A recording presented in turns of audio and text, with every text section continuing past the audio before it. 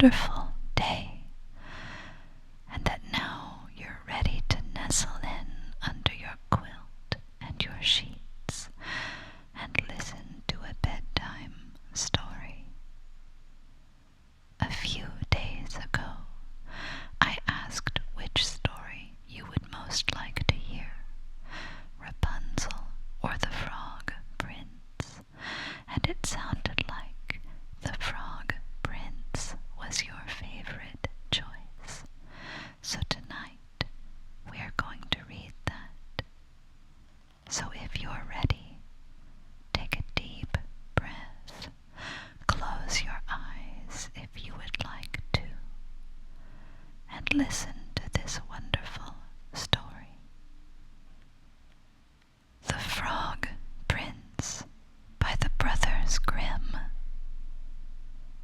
In the olden time, when wishing was some good, there lived a king whose daughters were all beautiful.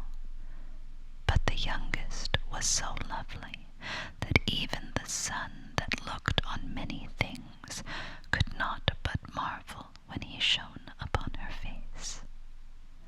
Near the king's palace there was a large, dark forest, and in the forest, under an old lime tree, was a well. When the day was very hot, the princess used to go into the forest and sit upon the edge of this cool well, and when she was tired of doing nothing, she would play with a golden ball, throwing it up in the air and catching it again, and this was her favorite game. Now, on one occasion, it so happened that the ball did not fall back into her hand stretched up to catch it, but dropped to the ground and rolled straight into the well. The princess followed it with her eyes, but it disappeared, for the well was so very deep that it was quite impossible to see the bottom. Then she began to cry bitterly, and nothing would comfort her. As she was lamenting in this manner, someone called out to her, "What is the matter, princess? Your lamentations would move the heart of a stone." She looked round towards the spot whence the voice came, and saw a frog stretching its broad, ugly face out of the water. "Oh, it's you, is it, old Splasher? I am crying for my golden ball, which has fallen into the water." "Be quiet then and stop crying," answered the frog. "I know what to do. But what will you give me if I give you back your plaything?" "Whatever you like, you dear old frog," she said.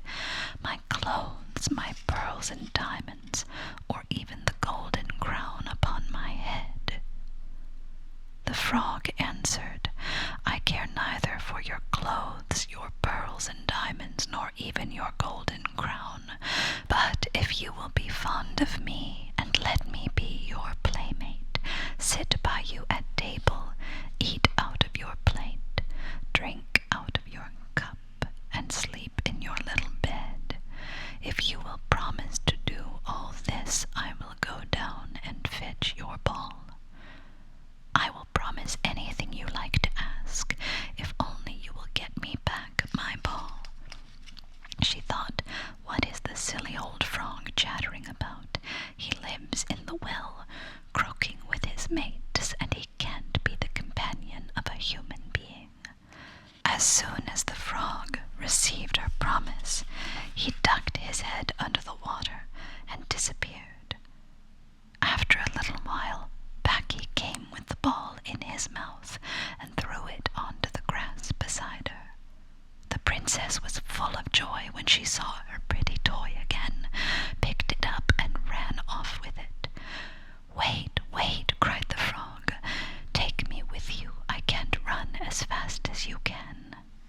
But what was the good of his crying, "Croak, croak," as loud as he could?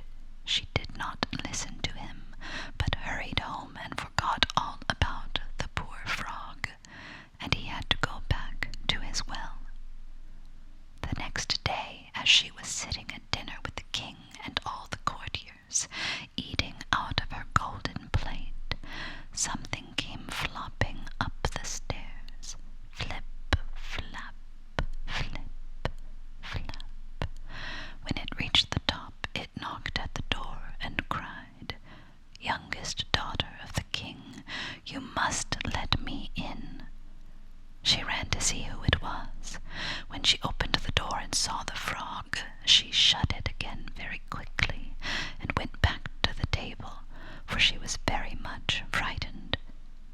The king saw that her heart was beating very fast, and he said, "My child, what is the matter?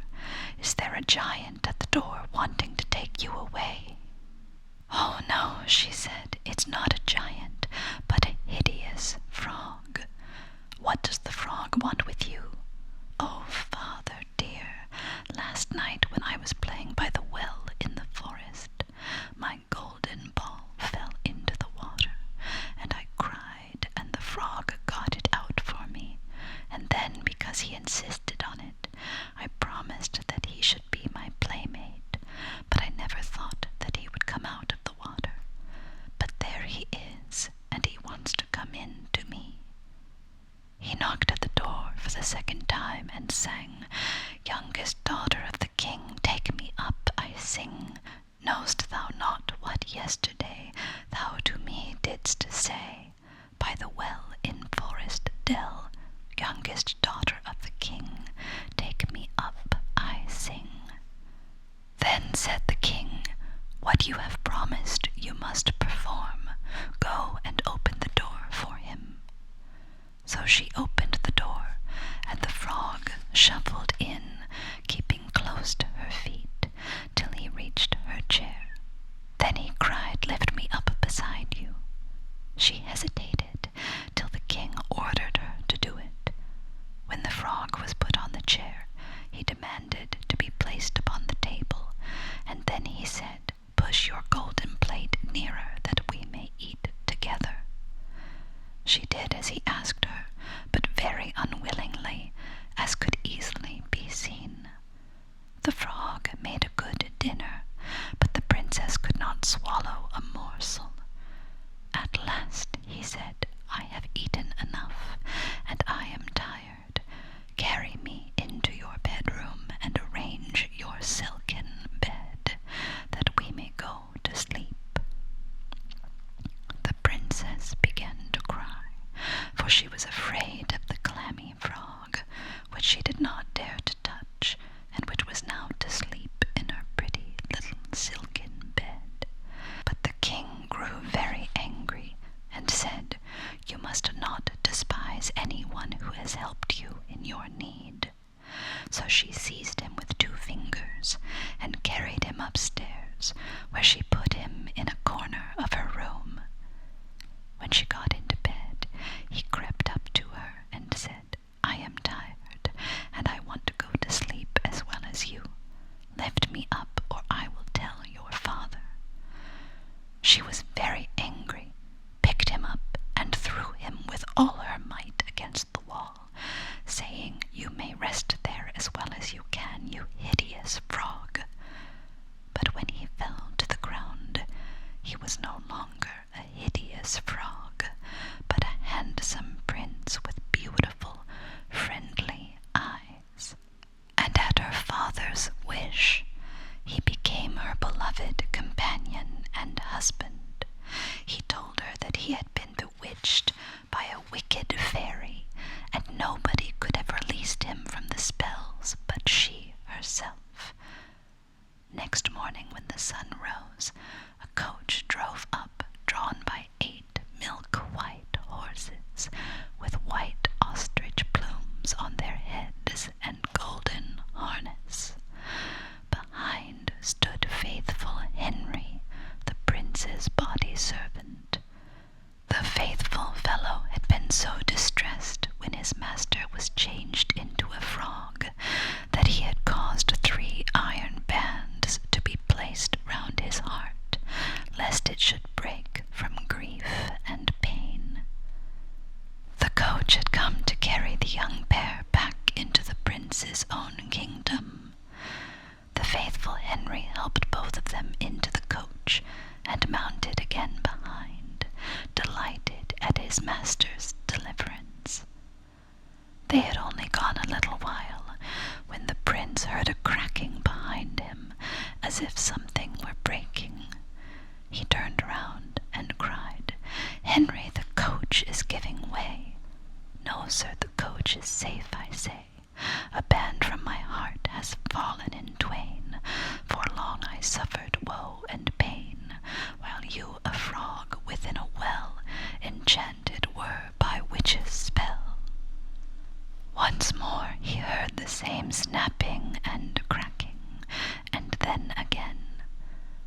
prince thought it must be some part of the carriage giving way, but it was only the bands round faithful Henry's heart which were snapping, because of his great joy at his master's deliverance and happiness. The end. I hope you enjoyed that wonderful story, and I hope now you feel ready to fall asleep. Thank you for letting me read to you tonight. Remember, your imagination is a wonderful thing, and remember that you